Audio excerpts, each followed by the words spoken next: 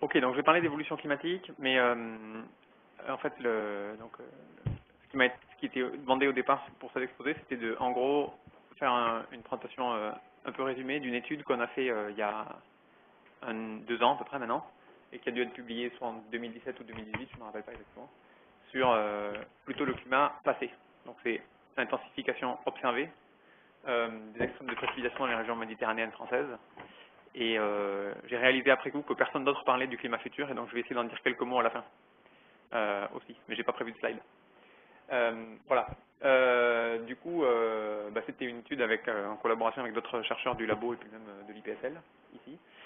Donc, alors sans trop répéter ce qui a été dit, pourquoi évidemment s'intéresser à l'évolution climatique passée est-ce qu'on peut apprendre des observations en particulier parce qu'on aimerait, comme ça a été dit, connaître la façon dont ces événements répondent au changement climatique. Donc est-ce qu'il faut s'attendre dans un climat plus chaud, avec plus d'effets de serre, à des événements plus forts ou pas nécessairement. Alors quand on veut aborder cette question, si on regarde la première, climatologue aujourd'hui, première chose qu'il faut faire, c'est on regarde le rapport du GIEC, qu'est-ce qu'il dit dedans. Et si on fait ça, donc il y a dernier rapport de 2013, il y a pas mal de résultats sur l'évolution attendue des extrêmes de précipitation. Et notamment, il y a cette carte qui est une indication de l'intensification des extrêmes de précipitation. C'est des pourcents par degré de réchauffement en moyenne globale. Donc c'est une sorte de scaling, quoi, des précipes sur la température. Et ça, c'est pour les événements de maximum cumul quotidien de durée de retour 20 ans. Donc des événements quand même déjà assez rares. Voilà, qu'est-ce qu'on peut dire là-dessus? Et donc en fait, ce que montre cette carte, c'est que quand même, dans beaucoup d'endroits, le signe est positif. Alors ça, c'est une moyenne sur tous les modèles. Il n'y a pas tellement d'estimation de l'incertitude ici, mais c'est la moyenne. Et donc il y a cette affirmation du GIEC qui est que sur la plupart des régions des latitudes moyennes et sur la plupart des continents aux moyennes latitudes, les extrêmes de précipitation vont très vraisemblablement, donc ça c'est dans un sens très codifié du GIEC, devenir plus intenses et plus fréquents dans un climat plus chaud. Ok, donc on peut considérer qu'éventuellement on a répondu à la question, terminé. Mais bon, pas tout à fait quand même. Alors pour 2 raisons dans le cas de la Méditerranée, c'est qu'en fait les seules exceptions qu'on trouve un peu sur la carte à cette règle, c'est des régions subtropicales de subsidence. Et à l'échelle des modèles globaux de climat, la Méditerranée n'en fait peut-être pas partie, mais il peut y avoir quand même un petit doute par rapport à ça, quoi. C'est quand même une région où, en tout cas une partie de l'année, il y a de la subsidence.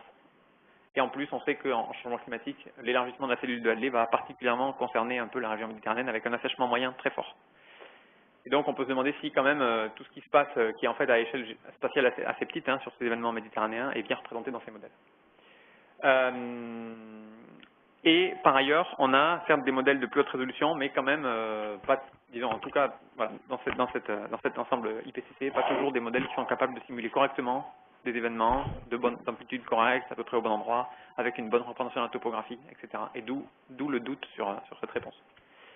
Et d'où le besoin, donc d'une part, de peut-être faire des efforts de modélisation pour traiter cette question à plus haute résolution, et aussi de regarder qu'est-ce qu'on peut apprendre des observations. Alors, donc la principale question abordée dans cette étude, c'était est-ce qu'on peut détecter une tendance significative à l'intensification, modification des propriétés de ces événements au cours des, en gros, 60 ans d'observation qu'on a disponibles, 50 ans, 55. Donc la période qu'on a utilisée, c'est 1961-2015. Le principal problème, c'est que on a beaucoup d'observations en fait en France, sur les régions françaises, parce qu'on a un grand nombre de stations, je vais le montrer après, sur ce domaine. Mais évidemment, tout ce qui se passe sur une station et la station d'à côté, il y a beaucoup de dépendances statistiques. Et donc, comment agréger spatialement, à l'échelle d'un domaine comme ça, l'information et les différentes séries, quelles sont les propriétés statistiques de ces choses-là, comment on peut faire ça correctement. Ça, c'était la principale difficulté. Sachant que, évidemment, on a plein d'études précédentes qui avaient regardé à des tendances à l'échelle de la station elle-même, ce qui est la première idée qui vient à l'esprit, évidemment. Mais quand on regarde sur une station, le rapport signal sur bruit est tellement faible qu'on a aucune chance de trouver des choses très robustes. Donc il y a typiquement des stations où si on calcule une tendance linéaire, on va trouver un triplement parce qu'il y a eu un gros événement récemment. Et puis d'autres à côté où on trouve pas de signal, et puis d'autres où on trouve même éventuellement des tendances à la baisse. Donc évidemment, il y a essentiellement du bruit là-dedans, et est-ce qu'on peut quand même juger qu'il y a du signal ou pas? Donc nous, ce qu'on a fait, c'est qu'on a pris un peu tout ce qu'on avait comme jeu de données. On a essayé de traiter les événements sous 3 critères: intensité, fréquence et puis propriété spatiale, donc étendue et volume. Alors je vais bien présenter ce qu'on a fait sur les intensités. Je vais montrer très vite ce qu'on a fait sur les fréquences et je ne vais pas parler du reste parce qu'on n'a pas le temps. Et donc on se pose deux questions. La première, c'est est-ce qu'il y a une tendance significative, donc autrement dit, est-ce qu'il y a autre chose que une évolution, quoi, qui est tendance et pas, voilà, test de nullité, hein, hypothèse de pas de changement, est-ce qu'on peut rejeter ça? Et la deuxième chose, c'est dans ce qu'on estime comme tendance, est-ce qu'on est cohérent avec la relation de Clausius-Clapeyron? Alors sachant que je n'ai pas trop détaillé ici, mais en fait, si vous regardez ici où on est sur les continents, bah, c'est souvent très très plat en fait la réponse, le pattern spatial. On est dans le vert là, donc on est entre 2,5 et 5% d'intensification par degré. Donc c'est un petit peu en dessous de Clausius-Clapeyron. Mais bon, c'est quand même une référence utile à laquelle se comparer. Clausius-Clapeyron, c'est à peu près 7% par degré, hein, donc on serait dans le bleu. Voilà, donc Excuse-moi, on va garder cette il y a référence. quelqu'un qui tape à l'ordinateur, là, ça brouille complètement tout ce que tu dis. Il y a quelqu'un qui tape à l'ordinateur qui a laissé son micro allumé. Non, alors peut-être parce que je parle trop près du micro, je vais l'éloigner. Ah, c'est quelqu'un d'autre, ok. Ok. Voilà, donc on garde ça comme référence à laquelle on va se comparer. Ok, alors je dis juste un mot rapide des données, plus pour envoyer le message suivant. On a beaucoup d'ops autour sur le domaine, donc on a considéré en gros cette région-là, hein, ce département-là, ici. En bleu, enfin disons, chaque point est une série observée. Donc ça vous donne une idée quand même de la densité du réseau, qui est élevée. Hein. Mais ce à quoi il faut faire attention, c'est dès qu'on va regarder des évolutions climatiques et des tendances comme ça sur des temps longs, c'est les propriétés d'homogénéité des mesures qu'on a. En fait, ça c'est si on prend tout le monde, mais en fait, le nombre de stations a varié dans le temps. Et par exemple, depuis 15 ans, il y a 150 stations de moins. Une tendance à la baisse du nombre de stations. Et donc évidemment, si on ne prend pas ce genre de variations en compte, on va quand même sans doute interpréter plus les variations du réseau que les variations climatiques. Et donc après, si on veut restreindre à un réseau qui a été continu sur toute la période, ben, au lieu de 600 stations, il n'y en a plus que 150. Et si en plus on demande aux stations qui sont continues d'avoir des bonnes propriétés d'homogénéité, je ne vais pas détailler plus, mais on n'a plus que 70 stations. Donc il faut vraiment faire attention dans ce genre d'études à quelles sont les données, quelles sont leurs bonnes ou mauvaises propriétés quand on va vouloir comparer des observations faites l'année dernière avec des choses faites il y a 60 ans. Et donc ce que je vais montrer essentiellement, ça va concerner plutôt ce réseau-là dans la suite, surtout pour les intensités. Voilà, alors pour l'étude donc des variations en intensité, on a essentiellement il y a la procédure suivante, donc je décris un peu étape par étape, et après je vais illustrer ça avec les résultats. Donc d'une part, on se restreint à des régions qui subissent des événements relativement forts. Donc la condition qu'on a mis, ça c'était pour exclure de façon un peu objective toutes les régions qui n'étaient pas tellement affectées par ces événements-là. Le maximum annuel moyen sur la période, cumul en 24 heures, je parle que de cumul en 24 heures dans cet exposé, est supérieur à 60 mm. Et donc en fait c'est très bien pour enlever par exemple, si on regarde l'Aude, Castelnaudary c'est exclu. Si on prend le Tarn, la partie qui est concernée par des épisodes séminaux est gardée et puis tout le reste est exclu, donc ça marche assez bien comme ça. Ensuite, en fait, pour donner le même poids à toutes les stations, on normalise. Donc on prend uniquement la série des max annuels et on normalise tout le monde chaque série par son max annuel moyen. Et donc on va être en anomalie comme ça multiplicative par rapport au max annuel moyen. Et ensuite, donc tout le travail sur comment agréger spatialement l'information, en fait, on l'a fait en 2 temps. Le but du jeu, à la fin, c'est d'avoir une série, un indicateur régional de l'intensité des pluies pour une année. On le fait en 2 temps. D'abord, on cherche en gros les stations qui ont les séries temporelles, donc toujours pour les max annuels, qui se ressemblent le plus. Et ça, on le fait avec un algorithme de classification, que je vais illustrer après. On regarde où c'est que, comme ça, il y a les plus fortes dépendances spatiales. Et puis ensuite, on fait une moyenne au niveau de chacun des clusters, qui est une première façon de diminuer un peu le bruit. Et dans un second temps, on fait la moyenne de tous les clusters pour avoir une seule série qui est représentative de l'ensemble du domaine spatial. Donc en l'occurrence, là, c'est toute la région méditerranéenne française traitée en une seule fois. Et une fois qu'on a cet indice régional, on peut appliquer tous les outils statistiques classiques pour étudier une série temporelle et faire des tests sur la tendance et la calculer et estimer l'incertitude associée. Voilà. Par ailleurs, j'avais dit qu'on se comparait à Clausius-Clapeyron. Clausius-Clapeyron sur la période, on regarde le réchauffement local qui est estimé ici à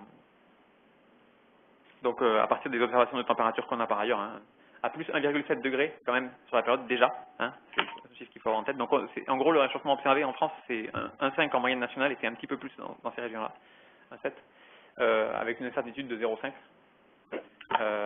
Et donc si on applique le taux habituel de Clausius-Clapeyron, on trouve que déjà en fait sur une évolution, enfin si on suivait l'évolution de Clausius-Clapeyron, on devrait déjà s'attendre à quand même une intensification de l'ordre de 12% déjà au cours des 60 ans passés. Donc ça c'est pour donner les ordres de grandeur, quoi. Ok, donc juste je vais passer assez vite sur ces illustrations-là. Ça c'est l'étape de classification. Et en fait, quand on fait la classification, on n'utilise pas du tout l'information sur les coordonnées géographiques des stations. Et vous pouvez voir que malgré tout, donc quand on cherche ces dépendances statistiques, ben on retrouve quelque chose qui est géographiquement cohérent, quoi. Voilà. Les séries temporelles sur chacun des clusters. Et vous pouvez voir qu'encore à échelle d'un cluster, donc un cluster ici c'est 3, 4, 5 stations à peu près, ben, il y a encore des choses très très brutées. Hein, ça c'est l'épisode de 2002 dans le Gard, pour le cluster qui est en bleu qui est là. Donc vous voyez des choses quand même encore assez brutées. Et la moyenne de chacune de ces 14 séries qui est en noir et qui est l'indice que je vais étudier après d'un point de vue stat. Donc je le remets là, l'indicateur régional, hein, ça c'est un indicateur d'intensité qui du coup maintenant a été repris par la DCSC et qui est utilisé pour faire du suivi climatique, donc même en fait pour dire bah tiens cette année finalement est-ce qu'on a eu des épisodes plutôt forts en moyenne ou pas, en fait ça sera fait à partir de cette année dans le climat HD avec cet indicateur là. Donc on a quelque chose qui décrit un peu la variabilité interannuelle mais aussi les tendances. Donc en noir, en pointillé noir c'est la tendance estimée dans cet indicateur régional et en pointillé vert c'est la tendance attendue en réponse à Clausius-Clapeyron. Voilà. Ensuite, ce qu'on montre dessous, alors ce que je vais faire dans ces deux graphes, en fait, uniquement, je crois, c'est on s'intéresse aux tendances entre l'année de départ, qui est ici 1961, et puis l'année X, qui est en abscisse dans ces graphes-là, ici et là. Ok, donc si je suis ici en 1980, ce point et puis ce point ici, à peu près, je ne sais pas lequel c'est, mais à peu près celui-là, c'est quelle est la tendance sur la période 1961 jusqu'à 1980, sachant qu'ici, donc, c'est vraiment le changement relatif estimé, disons la contribution de la tendance au changement relatif, estimé en pourcent à nouveau, hein, parce que tout ça, c'est des choses, c'est normalisé, donc c'est des changements relatifs. Ça, c'est la valeur estimée qui est en noir ici, et puis en bleu, je propose qu'on se concentre sur le bleu, c'est l'intervalle de confiance à 90%. Et donc, quand on regarde ça, ben, on voit qu'en fait, il n'y a rien de significatif, disons, au milieu, fin des années 90. Et ensuite, on a une tendance, l'estimation augmente un peu, on se situe autour de plus de 20%. Et puis c'est significatif, hein, le bas de la fourchette, il oscille, disons, entre 10 et puis 5-10% en gros, dans ces eaux-là. Mais ce qui est assez remarquable quand même, et ce qui était plutôt inattendu pour nous, c'est que l'intensification est significative et elle demeure significative depuis 20 ans déjà en fait. Et ça c'est le pendant de la significativité, c'est la p-value. Donc je l'appelle au souvenir des cours de stats, la p-value qui mesure le niveau de significativité du test. Et donc on voit qu'on est, pour un test qui est bilatéral là, on est quand même sur des valeurs qui sont vraiment basses en fin de période, nettement en dessous de 5%. Voilà, donc ensuite on était presque un peu surpris d'avoir quelque chose de si net, et donc en fait on a fait différentes variations dans la technique d'agrégation et puis dans la façon de faire le calcul. Et donc ça c'est pour le calcul qui est en fin de période ici en 2015, je crois qu'ici on s'arrête en 2015, l'estimation du changement d'intensité donc imputable à la tendance comme ça linéaire par différentes techniques. Donc main c'est ce que j'ai montré au graphe d'avant. Alors ça, je le mentionne rapidement, c'est en fait on a voulu voir si on avait eu raison de s'embêter à faire des classes et tout ça, et en fait la raison c'est qu'on n'aurait peut-être pas dû s'embêter parce que si on fait juste la moyenne spatiale de toutes les stations pour construire un autre indicateur régional, on a le même résultat pratiquement. Si on varie le nombre de classes, ou si on le fait selon disons avec un point de vue d'expert, en fait on trouvait qu'il y avait vraiment beaucoup de stations dans cette région-là des Cévennes, et donc éventuellement ça donne un peu plus de points à cette région-là par rapport aux autres, donc on a fait une technique où on met toutes ces stations-là dans une même classe à la main, et puis en fait le résultat ne change pas beaucoup. Si on fait une estimation de tendance non linéaire, par contre on réduit un petit peu, mais on a toujours quelque chose de significatif et la fourchette reste un peu dans les mêmes valeurs quand même. Et puis si on travaille sur le double de stations, donc toutes les stations qui ont été opérées, disons, continuellement sur les 55 ans d'études, on a aussi des chiffres qui sont très très proches. Donc en termes de chiffres, qu'est-ce qu'il faut retenir? L'estimation de l'intensification sur cette période-là, à peu près c'est plus 20%. Et la barre d'erreur, c'est, ici on est à peu près à plus 7%, et jusqu'à pratiquement plus 40%. Donc ça dit quoi? Ça dit que la barre d'erreur est quand même très large, et que même agrégé à l'échelle de toute une région comme ça, avec beaucoup de stations, eh ben, c'est quand même un phénomène qui a une grande variabilité d'une année sur l'autre, et donc, comment dire, ce qu'on peut estimer dans les observations du passé, ça reste quand même entaché d'une incertitude forte, parce que c'est un phénomène qui est très variable. Et donc il faut bien garder en tête que la fourchette est quand même très large autour de cette valeur de plus 20%.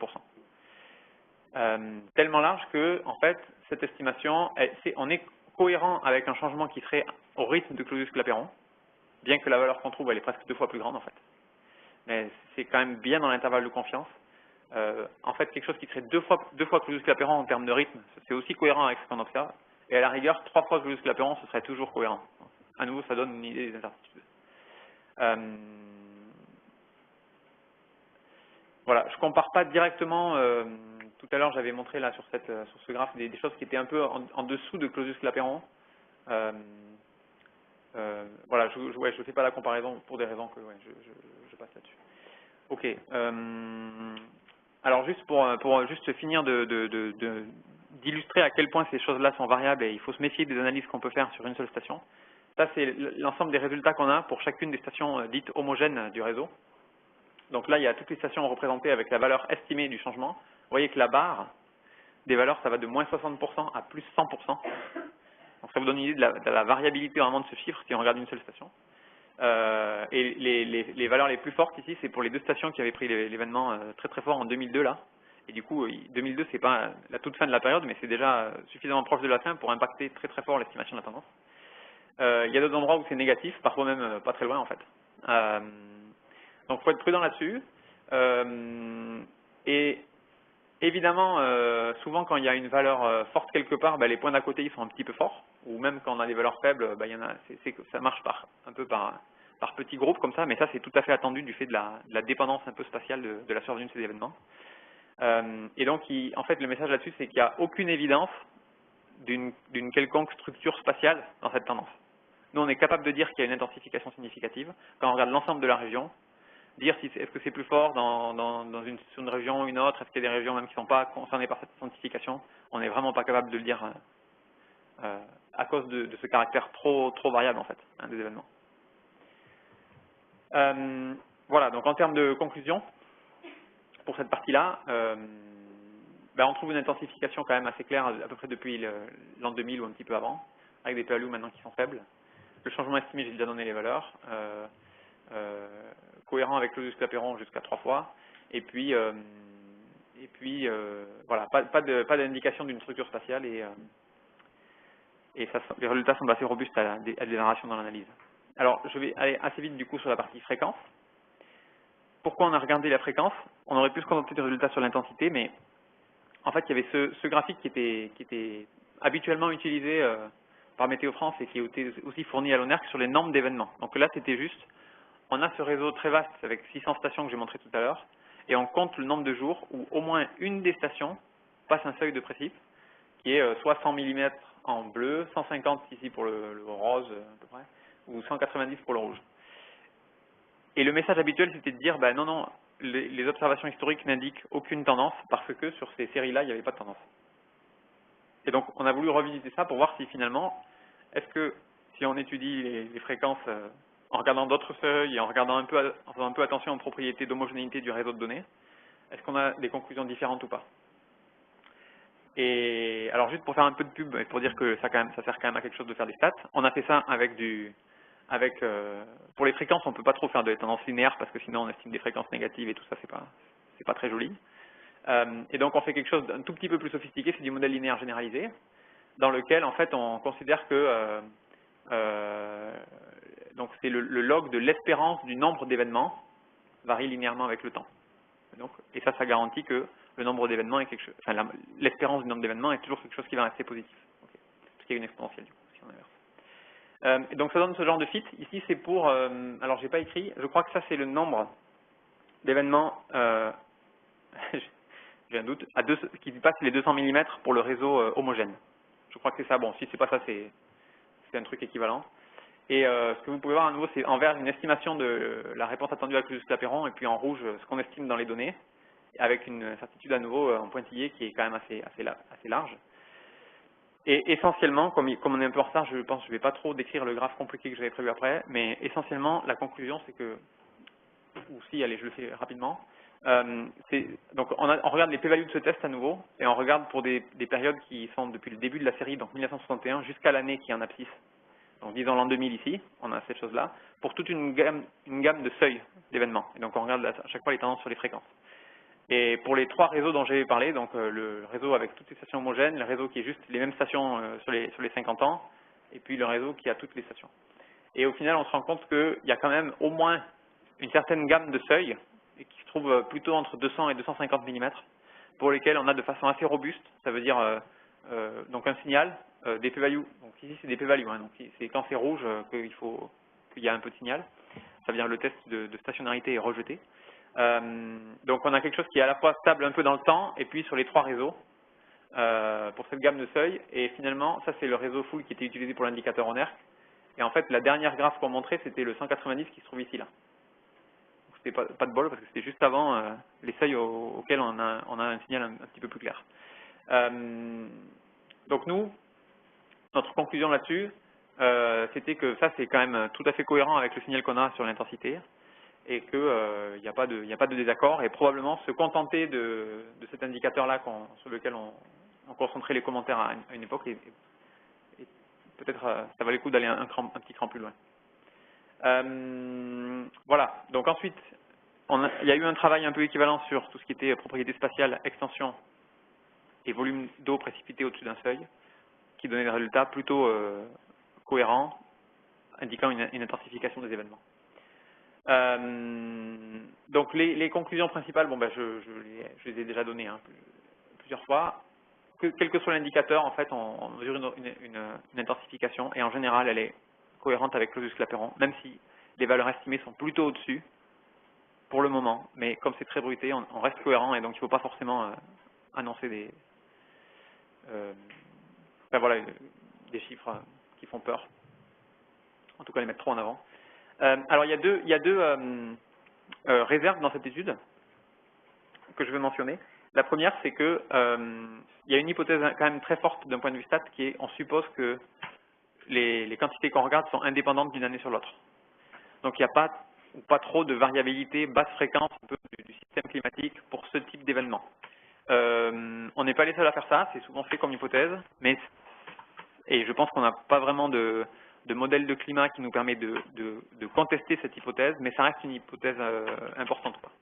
Si on la faisait pas, si on autorisait le système à avoir une autocorrélation sur ce genre d'indicateur, ça veut dire ça veut dire quoi l'autocorrélation dans ce cas-là? Ça veut dire s'il y a une année avec beaucoup d'événements, des événements très forts, là on s'attend à ce que l'année suivante ait aussi beaucoup d'événements, des événements très forts. Voilà, donc est-ce que c'est le cas ou pas? Moi je ne veux pas trancher définitivement, nous on a fait l'hypothèse que ce n'était pas le cas. Et si on devait enlever cette hypothèse, à nouveau, ça élargirait encore éventuellement substantiellement les intervalles de confiance. Donc ça peut diminuer le caractère significatif. Donc il faut avoir en tête quand même cette hypothèse. Bon, on pourrait améliorer des choses sur le traitement statistique. Alors juste en termes, ça c'est mon dernier slide en termes d'interprétation. Donc en gros, dans cette étude, on a détecté un changement climatique. Ça veut dire on a vu que les séries qu'on avait n'étaient pas cohérentes avec seulement de la variabilité interne du système. Donc il y a quelque chose qui a perturbé le système pour expliquer cette tendance de long terme, qui n'est pas juste de la variabilité, quoi. Alors après, dans l'étude des tendances, on distingue souvent deux niveaux. La détection, comme ça, c'est montrer qu'il y a une influence extérieure qui a joué. Et puis l'attribution, au sens montrer que cet effet extérieur, c'est les activités humaines, par exemple, ou les gaz à effet de serre, ou ce genre de choses. Par opposition à des modes, disons, des mécanismes de variabilité qui sont naturels, mais pas internes au système, typiquement les éruptions volcaniques ou les variations de l'activité solaire. Donc nous, on n'a pas fait d'attribution formelle. Néanmoins, on sait que sur cette période de temps, les forçages naturels, volcans, variations de l'activité solaire, éventuellement d'autres, sont quand même des choses de faible amplitude.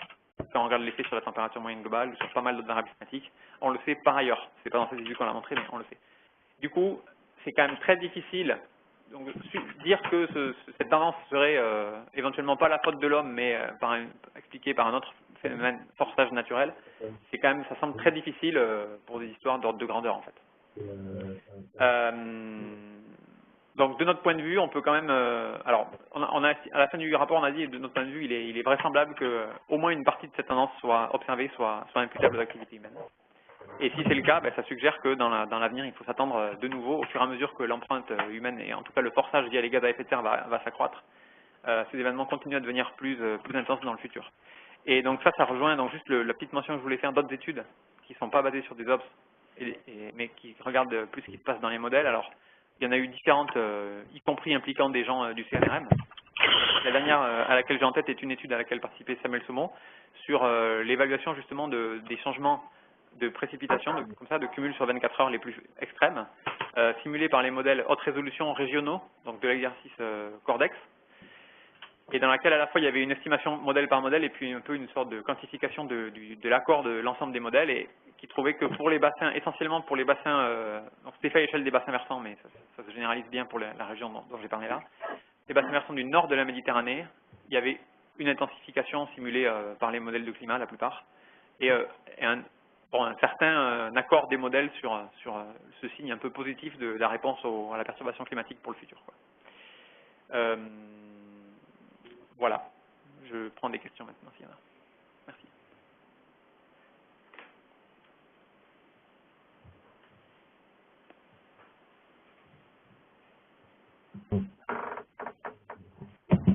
J'avais une question. Ouais.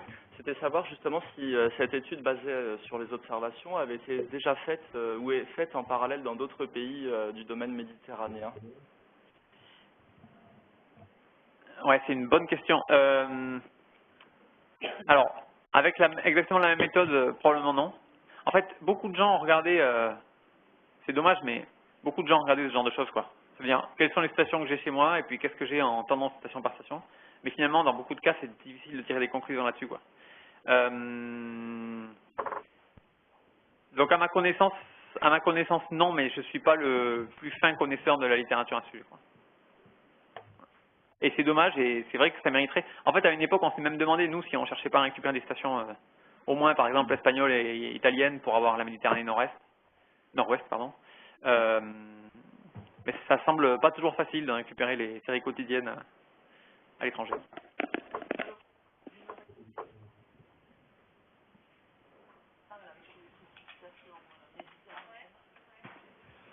Aurélien, j'ai pas très bien compris, c'est des pluies quotidiennes, c'est ça?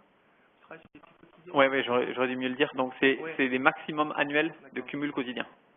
Actuellement, donc tu regardes un seuil, c'est un seuil, un dépassement de seuil localement? Alors, pour la partie fréquence, oui, c'est ça. Je compte les événements qui dépassent sur au moins une des stations un seuil. Ça, c'est pour la partie fréquence. Pour la partie intensité, je prends tous les max annuels. Oui, alors ça, c'est bien que tu en parles. Je prends tous les max annuels, je normalise par le max annuel moyen. Et ensuite, effectivement, dans ces max annuels, il y en a qui correspondent à des HPE en tant qu'objet physique, et d'autres pas du tout. Oui.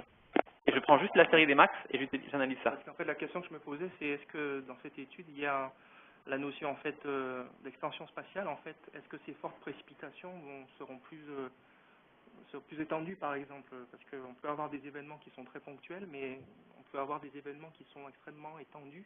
Est-ce que, par exemple, du 100 mm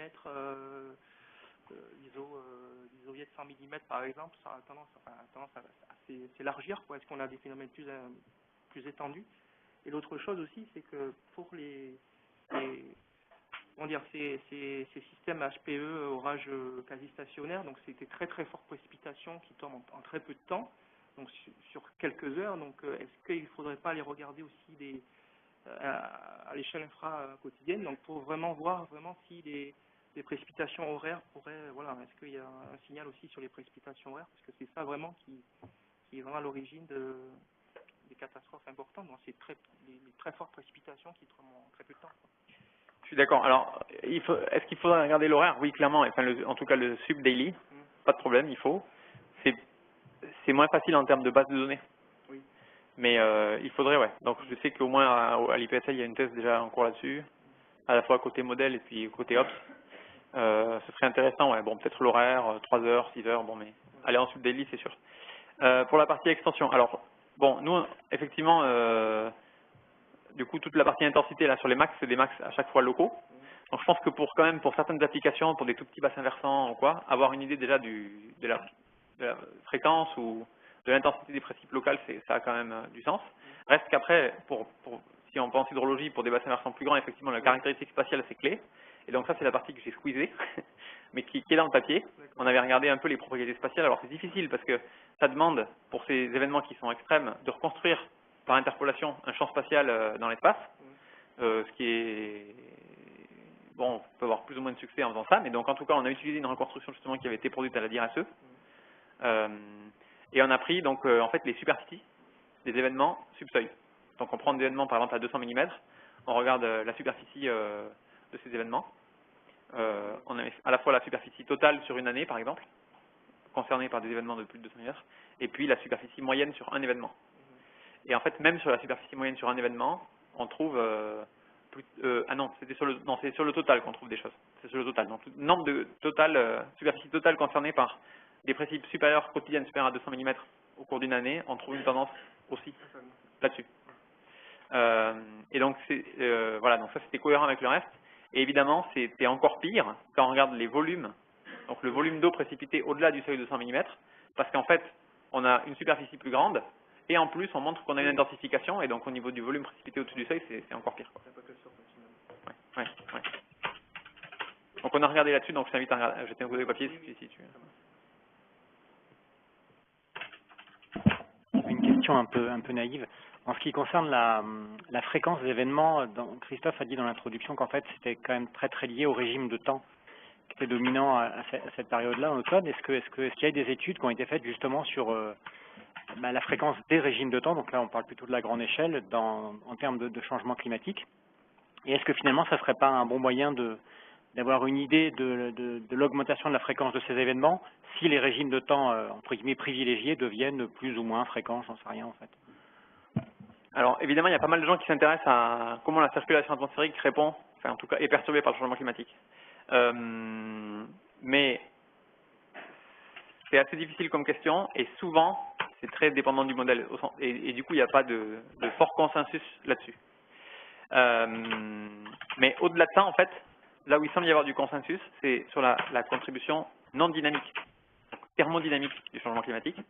Et c'est là qu'intervient Clausius-Clapeyron, c'est-à-dire qu'en fait Clausius-Clapeyron a été proposé par les gens en disant si on a la même dynamique et la même variabilité de la dynamique, donc la même fréquence de régime de temps favorable pour ces événements, on a une atmosphère qui est plus chargée à peu près de Clausius-Clapeyron en vapeur d'eau, et donc éventuellement on peut s'attendre, c'est super naïf, hein, là, les physiciens ils vont me tuer quand je vais dire ça, mais voilà, ça a été utilisé vraiment comme référence à laquelle se comparer, comme une unité de compte, quoi. C'est-à-dire qu'éventuellement on pourrait s'attendre à ce que les événements s'intensifient au même rythme que le contenu de la colonne atmosphérique en vapeur d'eau augmente. Et effectivement, au niveau des modèles de climat, c'est bien là-dessus qu'il y a du consensus, il est là-dessus, quoi. En fait, c'est le terme thermodynamique, et c'est probablement quand même en grande partie celui-là qui fait qu'on détecte. Donc la partie dynamique, en tout cas, peut-être qu'il y aura des changements, mais en tout cas, il semble, sur la base de ce que simule le modèle, d'abord faible en amplitude, et on a pas mal d'incertitudes dessus toujours. Donc typiquement, s'il s'avérait, on fera le compte peut-être dans 50 ans, si on peut, mais s'il s'avérait qu'on est durablement au-dessus du rythme Clausius-Clapeyron, c'est typiquement peut-être parce qu'en fait, il y a aussi une contribution dynamique dans cette réponse, et que les régimes de temps favorables sont favorisés.